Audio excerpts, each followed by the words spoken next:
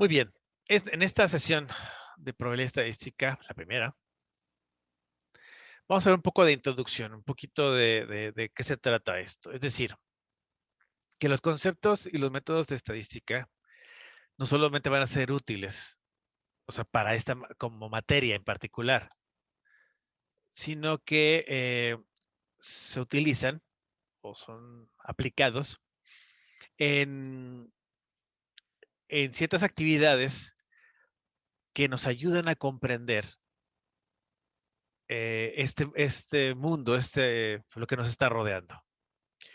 Entonces, nos proporcionan maneras, formas de obtener pues ideas nuevas o nos permiten tener esto con respecto al comportamiento de muchos fenómenos que, bueno, que van a encontrar en el campo de especialización que haya escogido en ingeniería o en alguna ciencia, por lo regular.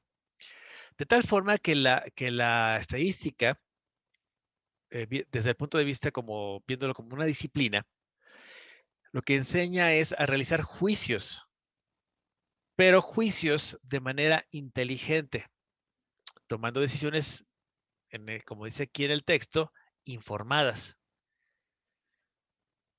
en la presencia de incertidumbre y variación. ¿Esto qué significa? Que los métodos de conceptos y métodos de la estadística nos pueden permitir tener bases para dar un cierto resultado o un juicio, ¿sí? Cuando estamos ante situaciones en las cuales no sabemos qué está sucediendo o cuál puede ser el resultado final o que este resultado que se está obteniendo está variando constantemente. Entonces, sin, sin estas, sin la incertidumbre y si no hubiera incertidumbre ni hubiera variaciones, pues entonces la utilidad de los métodos estadísticos, pues pues no sería necesaria, como dice aquí, que no habría una necesidad de contar con métodos estadísticos o de que existan profesionales en estadística. Por ejemplo, en las compañías de seguros ah, tienen dentro de sus empleados gente que maneja estadísticas y tiene que manejar estadísticas para poder calcular los precios de las pólizas de seguro, de las pólizas de seguros de autos, eh, saber más o menos hasta qué edad vale la pena o es rentable para la compañía de seguros la edad de la persona que está solicitando el seguro, porque obviamente entre mayor sea la edad, pues más probabilidades va a tener de fallecer y obviamente pues eso no es negocio para una compañía de seguros, ¿no? Entonces, esa es una de las tantas cosas de las cuales pues se requiere eh, un profesional en el campo de la estadística.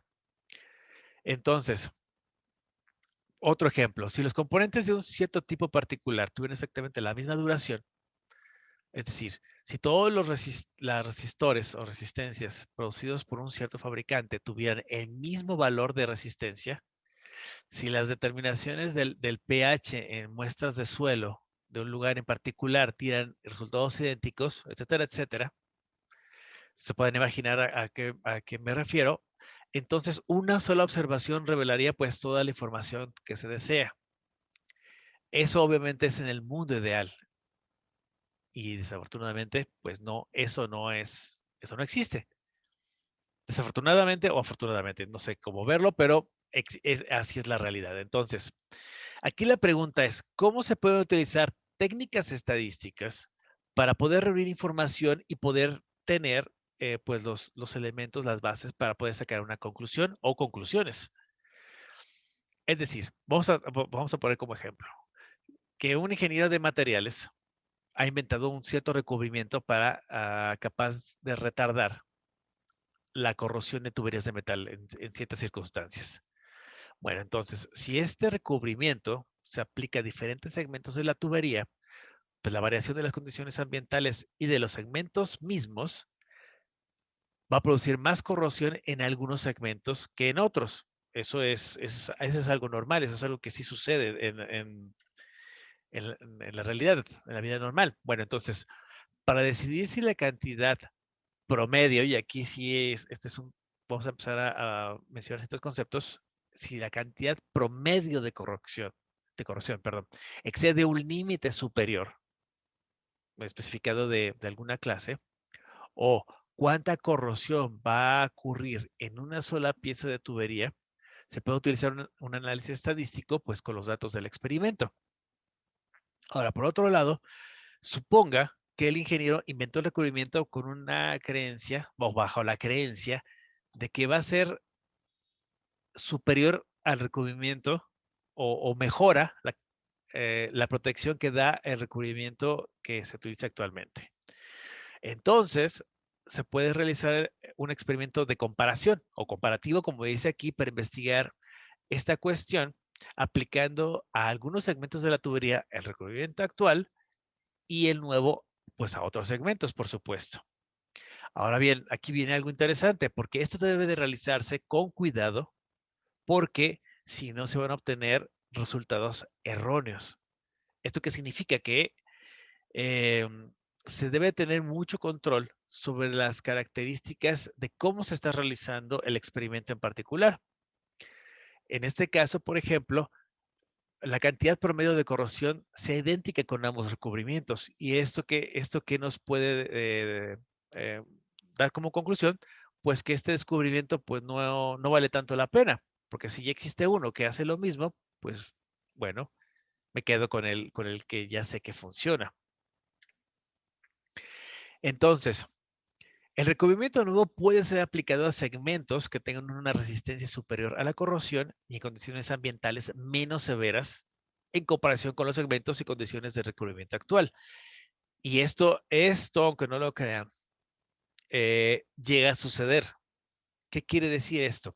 Que ciertas compañías para poder vender un cierto producto, lo que hacen es poner el producto bajo ciertas condiciones muy bien controladas y, eh, y lo comparan con el producto de la marca rival, pero bajo condiciones, digamos que normales, comunes y corrientes. Entonces, ¿qué se provoca? Que los resultados serían pues, que obviamente el producto de la compañía va a tener mejores resultados que el de la competencia. Sin embargo, esto es, son resultados que, digamos que en el argot se dice que están cuchareados o están a la medida, se obtienen a la medida y eso pues obviamente no sirve ni funciona. Bien, continuamos con este ejemplo. Entonces, el investigador probablemente lo que estaría observando es una diferencia entre los dos recubrimientos atribuible no a los recubrimientos mismos, sino a extrañas variaciones. Entonces, aquí es donde entra la estadística. La estadística ofrece no solo métodos para analizar resultados de experimentos una vez realizados, sino que también nos ofrece sugerencias sobre cómo pueden llevarse a cabo los experimentos de una manera eficiente para mitigar los efectos de la variación y tener una mejor oportunidad, pues, obviamente, de llegar a conclusiones que realmente sean correctas y que sean válidas. ¿Por qué? Porque por lo regular, cuando una compañía o una empresa, etcétera, etcétera, ofrece productos como, por ejemplo, esta clase de recubrimientos, eh, hay personas que de manera independiente realizan sus experimentos y obtienen ciertos resultados, en los cuales pueden apoyar o refutar lo que puede decir una compañía o varias compañías. ¿Sí? Y estas personas que hacen estos análisis de manera independiente, sí explican cómo lo realizaron y bajo qué condiciones, cosa que muchas veces las compañías lo dejan muy oscuro. Ok, entonces, los ingenieros y científicos normalmente o constantemente están expuestos a la recolección de hechos o datos. Este es otro término que, que hay que empezar a manejar tanto en actividades profesionales, pues, como en sus actividades diarias. de tal forma que la estadística proporciona métodos para organizar y resumir datos y de obtener conclusiones basadas justamente en la información contenida en los mismos, o sea, en estos datos. De manera que una investigación se puede centrar, o normalmente se centra en una colección bien definida de objetos, que es lo que se conoce como una población de interés. Entonces, en un estudio, la población podría consistir, por ejemplo, en todas las cápsulas de gelatina de un tipo particular producidas durante un cierto periodo específico. Otra investigación podría implicar la población compuesta de todos los individuos que obtuvieron, perdón, una licenciatura en ingeniería durante el último ciclo académico, ¿sí? Como se pueden dar cuenta, eh, esto es lo que se conoce como población y las poblaciones van a estar variando dependiendo de la rama de la ciencia, la tecnología, que inclusive la parte administrativa, las ciencias administrativas que ustedes pueden estar manejando, inclusive también, obviamente, las ciencias de la salud. Entonces, cuando la información deseada está disponible para todos los objetos de la población, se tiene lo que se conoce como un censo. Si ustedes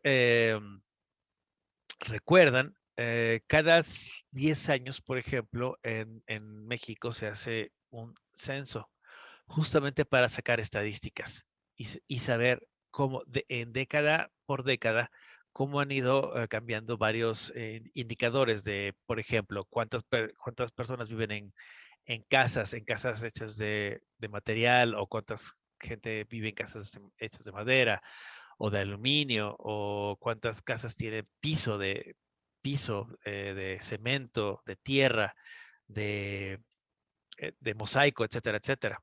Bueno, pues justamente como se pueden dar cuenta, pues el censo es bastante, bastante importante. Bien, desafortunadamente, las restricciones en cuanto a tiempo, en cuanto a dinero y algunas clases de otro tipo de recursos, pues casi siempre provocan que un censo sea impráctico o poco factible. Bien, cuando sucede eso, entonces se selecciona un subconjunto de la población, es decir, una muestra de alguna manera recomendada, de tal forma que se puede obtener una muestra como un ejemplo, se puede obtener una muestra de cojinetes de una corrida de producción particular como la base para investigar si se ajustan a las especificaciones de fabricación. O por otro lado, se podrían seleccionar una muestra de los graduados de ingeniería del último año para obtener una cierta retroalimentación sobre la calidad de los programas de estudio de ingeniería. Esta es una, por ejemplo, aquí lo que pueden estar viendo, con respecto a esto último que acabo de mencionar, se puede justificar o se pueden dar cuenta de por qué al término de los semestres se les pide su opinión con respecto a las materias que ustedes estuvieran tomando, las experiencias educativas. Porque se toma una muestra estadística para saber cuántos son los que están de acuerdo con el programa, cuántos no están de acuerdo con el programa, cuántos están de acuerdo con el docente, cuántos no, y otras preguntas, ¿no? Que ustedes tienen que responder. Bueno, pues justamente se pueden dar cuenta de que todo tiene una verdadera razón y no solamente es para perder el tiempo, que aunque sí parece, pero honestamente no. Ok, entonces, por lo regular existe interés únicamente en ciertas características de los objetos de una cierta población. Por ejemplo, el número de grietas en la superficie de cada recubrimiento, esa es una. O por otro lado, el espesor de cada pared de la cápsula, el género de un graduado de ingeniería, la edad a la cual el individuo se graduó, etcétera, etcétera. ¿Sí? Son características mucho más específicas. Bien, entonces, una característica puede ser categórica, es decir, como el género o el tipo de funcionamiento defectuoso, o puede ser de naturaleza numérica. Para el caso primero de la de categórica, de una característica categórica, el valor de la característica pues va a ser una categoría, es decir, femenino, o soldadura insuficiente. Esa es una categoría. Mientras que para el segundo caso, en el caso de la naturaleza numérica, es un número. Es decir, edad, 23 años. Diámetro, 502 centímetros, ¿sí? O sea, pueden darse cuenta de cómo se puede lograr una separación en cuanto a ciertas características que a ustedes les vaya a interesar en particular, sean categorías o valores numéricos. Muy bien. De tal forma que una variable es cualquier característica cuyo valor puede cambiar de un objeto a otro en la población. Las últimas letras del alfabeto, indicadas en minúscula, pues nos van a indicar las variables. Como se pueden dar cuenta, aquí se está siguiendo la parte matemática, en la cual, si recuerdan sus clases, se les indicó que las últimas letras del alfabeto, en minúsculas, por lo regular lo que indican son variables. Y pues bueno, aquí se está volviendo a tomar ese mismo concepto, o más bien se maneja este concepto. Es decir, que, por ejemplo, X puede ser igual a la marca de la calculadora de un estudiante. Y puede ser igual al número de visitas a un sitio web particular durante un periodo específico. Y Z puede ser igual a la distancia de frenado de un automóvil en condiciones específicas, ¿sí? Esas son variables. Ok. Entonces, los datos se van a obtener al observar una sola variable o dos o más variables de manera simultánea. Muy bien. Entonces, un conjunto de datos que se conocen como univariantes se compone de observaciones realizadas en una sola variable. Veamos un ejemplo. Se puede determinar el tipo de transmisión automática, indicado con la letra A, o manual, con la letra M, en cada uno de 10 automóviles recientemente adquiridos con cierto concesionario, y el resultado sería el siguiente conjunto de datos categóricos. Ojo, categóricos. Y aquí pueden ver esto, ¿no? MAAA, MAA, MAA, ¿no? Bueno, con estos datos ustedes pueden sacar una cierta estadística e indicar que la mayoría de los compradores, de la gente que adquiere un vehículo, digamos que el 70% prefirieron vehículos automáticos y solo un 30% prefirieron vehículos manuales. Ese podría ser una primera forma de leer estos resultados. Obviamente esto puede volverse más complejo, pero recuerden, hasta ahorita solamente estamos viendo una sola variable. Muy bien, continuemos. Esta siguiente muestra que está aquí es una muestra de ritmo cardíaco, es decir, latidos por minuto para pacientes de recién ingreso en una unidad de cuidados intensivos para adultos. Y se podrán dar cuenta que es un conjunto de datos numéricos univariantes, es decir, 88, 80, 71, 103, 154, 132, 67, etcétera. Muy bien, esos son solo ejemplos, pero no es el único. Se tienen datos bivariantes, es decir, cuando se realizan observaciones en cada una de dos variables. Es decir, que el conjunto de datos podría consistir en un par, es decir, altura y peso, por cada integrante de un equipo de básquetbol. Entonces, con la primera observación, o sea, el primer dato adquirido sería 72,168. ¿Qué significa? Una altura de 72 centímetros, de peso de 72 kilos, perdón, y una altura de 168 centímetros. Y la segunda pudiera ser de un peso de 75, pero con una altura de 212, ¿no? Entonces, aquí lo que se pueden dar cuenta es justamente cómo ya ahora estoy tomando en cuenta dos variables, no solo una. Ok, muy bien.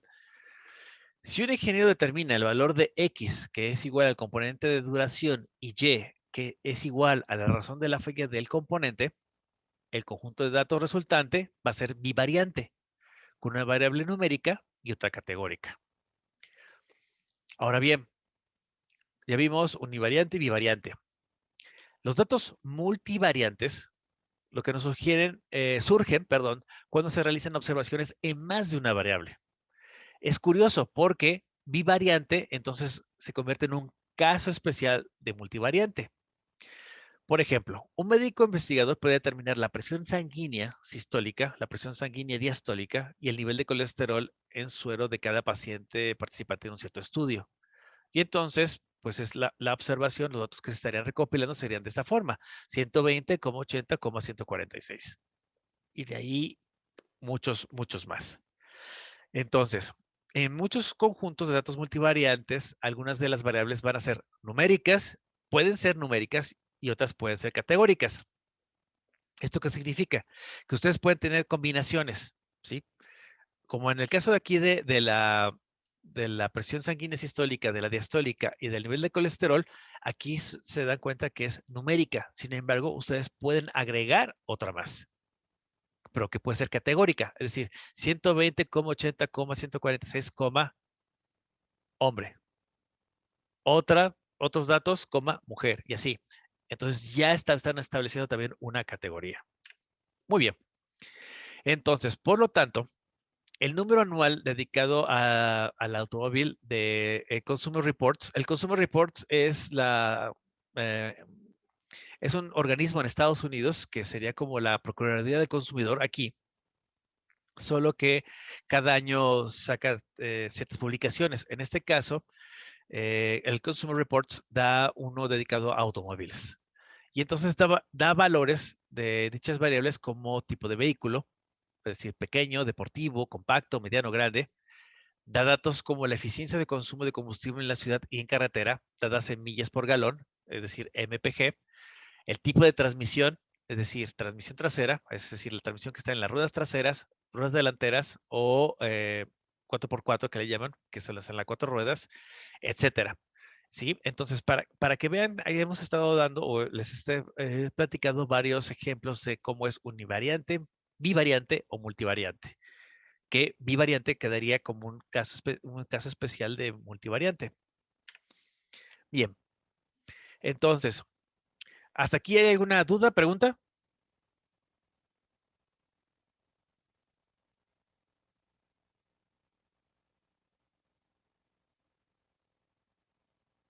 Ya los No, dormí. profe.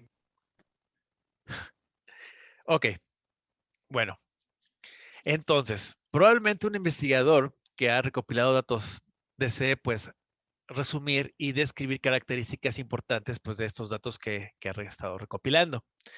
¿Y esto qué significa? Esto implica utilizar métodos de una rama de la estadística que se conoce como estadística descriptiva. Esto significa que algunos de estos métodos van a ser de naturaleza gráfica. ¿Esto qué significa? Es una construcción de histogramas, diagramas de caja, gráficas de puntos. Son unos ejemplos, pues, de los más básicos. Otros métodos descriptivos van a implicar el cálculo de medidas numéricas, tales como, pues, la media, desviaciones estándar y coeficientes de correlación, que estas sí las vamos a ver más adelante, por supuesto.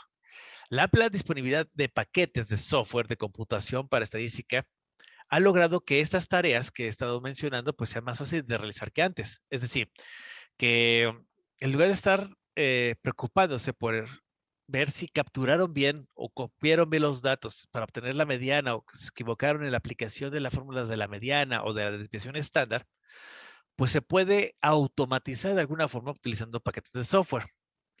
Las computadoras pues ahora son mucho más eficientes, ahora sí, que los seres humanos para calcular y crear imágenes, por supuesto.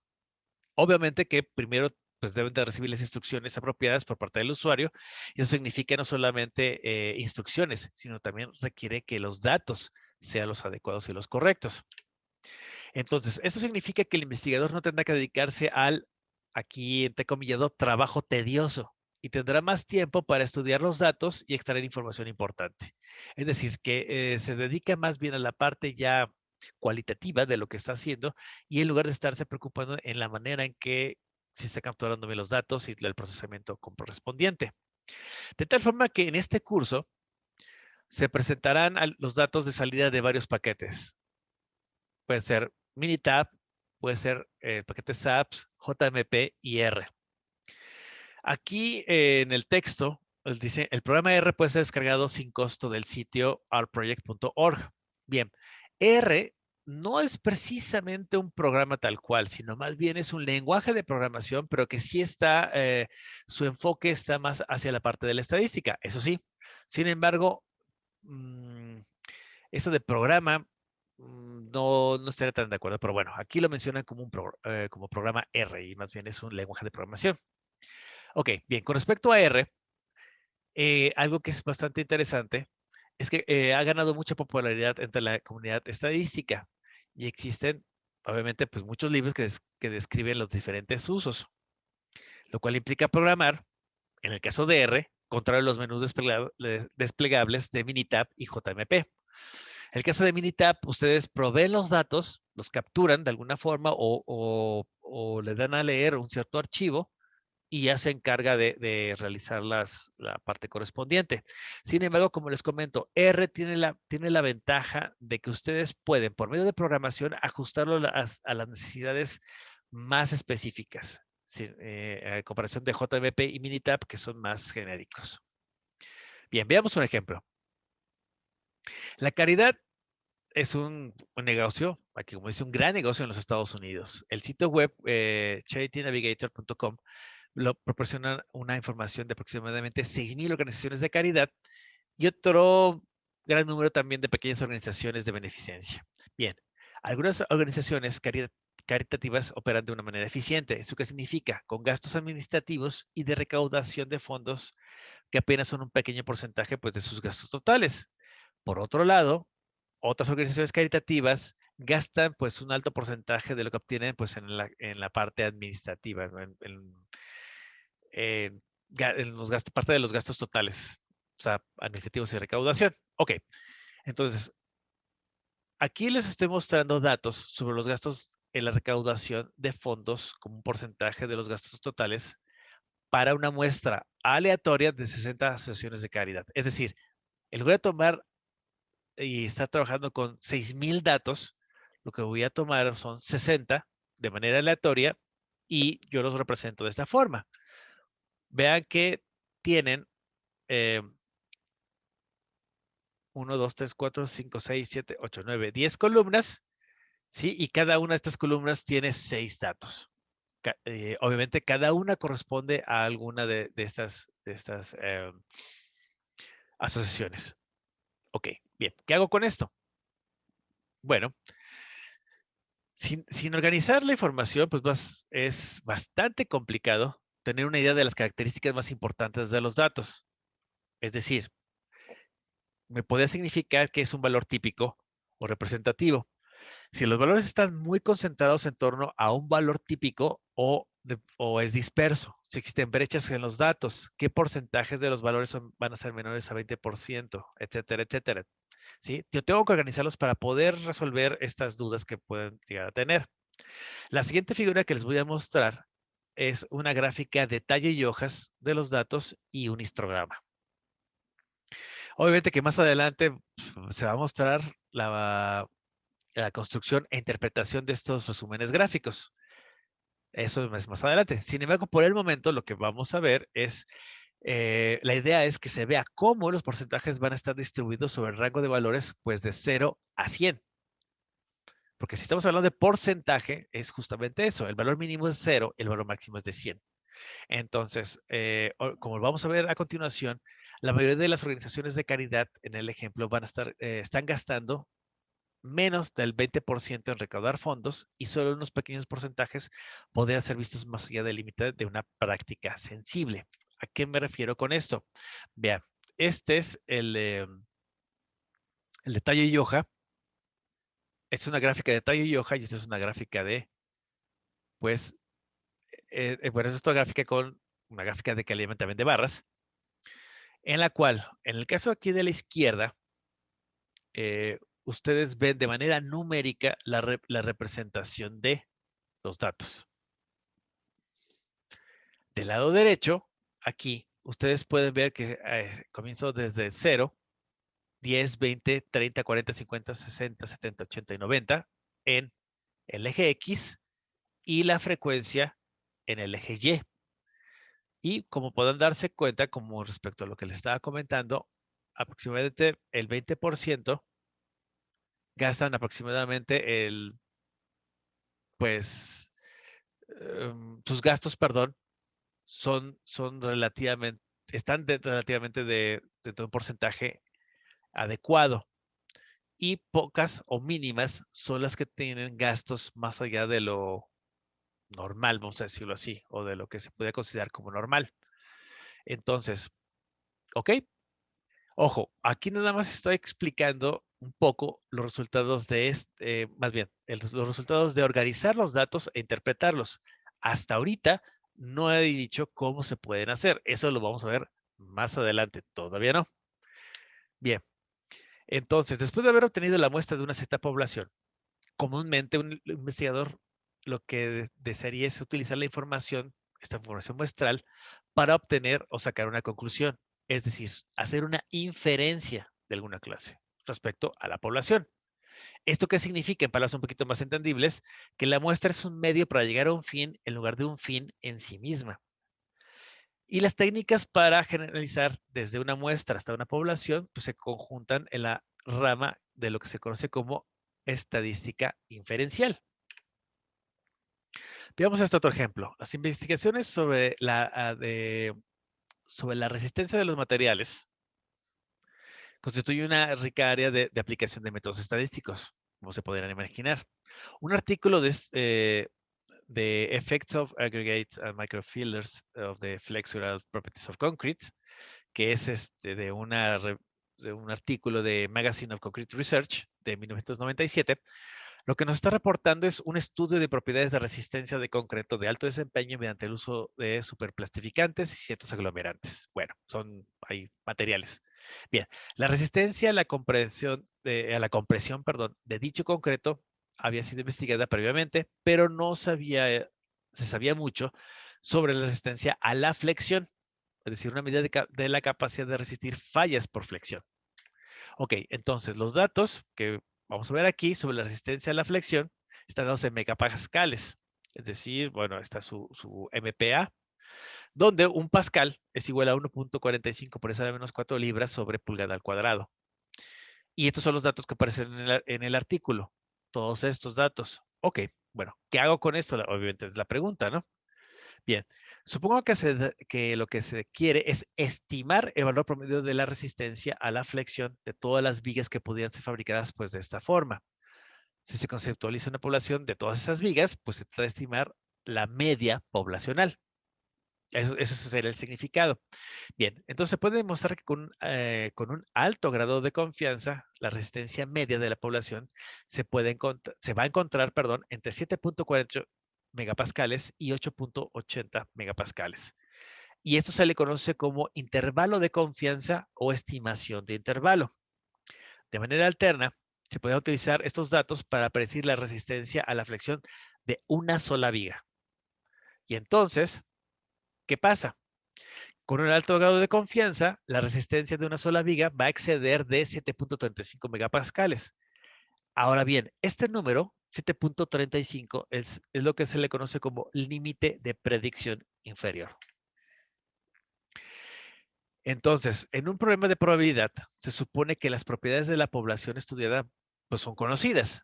Es decir, en una población numérica se puede suponer una cierta distribución especificada de valores de la población y se pueden plantear y responder preguntas respecto a una muestra tomada de una cierta población. En un problema de estadística, el experimento va a disponer de las características de una muestra y esta información obviamente pues, va a permitir sacar conclusiones respecto justamente a la población, características. Entonces, la relación entre las dos disciplinas se resume diciendo que la probabilidad deduce de la población a la muestra. Y esto se le conoce como razonamiento deductivo.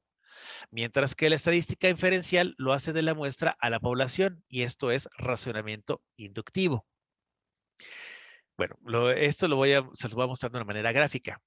Los conceptos. Bueno, antes de querer entender lo que una muestra particular dice sobre la población, primero se debe de entender una incertidumbre asociada con la toma de una muestra de una población dada. Por esto es que se estudia la probabilidad antes que la estadística. Vean, aquí lo que tengo es una población. De aquí tengo la probabilidad y llega a una muestra. pero de la muestra hacia la población lo que hago es una estadística inferencial, ¿sí? De un lado de la población hacia la muestra es probabilidad, de la muestra hacia la población es estadística inferencial.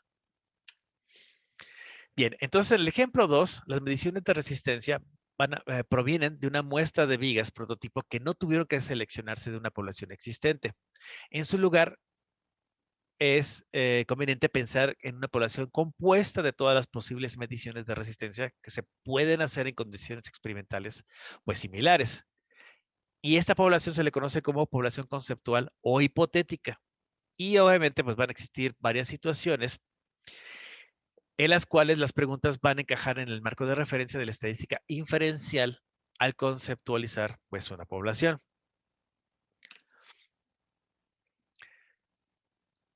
¿Qué tal? ¿No los dormí mucho?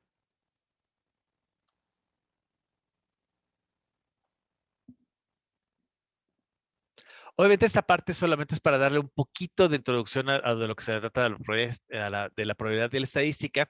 Obviamente, como les comentaba ayer, hay algunos que ya saben más o menos de qué se trata, pero hay algunos otros que no. Y es por eso que, bueno, la idea es esta pequeña introducción.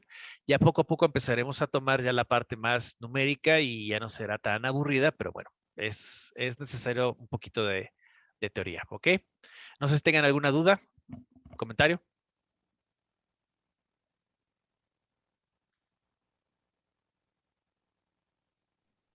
Creo que no por el momento. Gracias, maestra. Ok, bueno, pues entonces si no hay nada, bueno, no hay ni una duda ni nada, pues entonces, Disculpe, maestro. sí, dime. Esa presentación, al igual que con cálculo, ¿nos la va a subir a Windows? Sí, igual las grabaciones las voy a poner en un canal de YouTube para que ustedes puedan checarlas. Muchas gracias, maestro. Y con gusto. ¿Alguien más? Ok. Bueno, pues entonces vamos a dejarlo hasta aquí por el momento. Pues se me olvidó quitar esta cosa de Samsung Innovation Campus. Estoy tomando un curso, pero bueno. Pues cuídense mucho. Nos estamos viendo. Y pues bueno, nos vemos.